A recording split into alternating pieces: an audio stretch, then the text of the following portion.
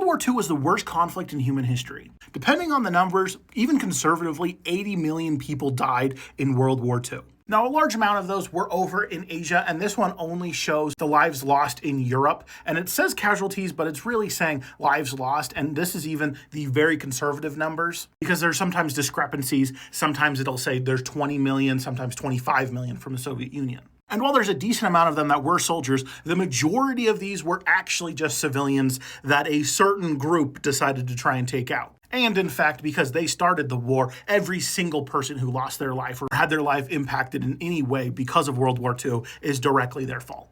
Now, in Europe, the most amount of people who lost their lives was in the Soviet Union. Part of this was because the Soviet army just loved throwing bodies into the meat grinder that was the war. At no point were they ever concerned about trying to conserve the lives of their own soldiers. But then there was also just a ridiculous amount of civilians in the Soviet Union that lost their lives because of the invasion into the Soviet Union. Now, they lost about 10% of their population, but 17% of Poland's population. And once again, this is on the low end. And these are just the people who lost their lives. This isn't considering somebody who might have gotten their leg blown off or had their lives ruined in any way, because nearly every building in Poland was completely destroyed by the end of the war.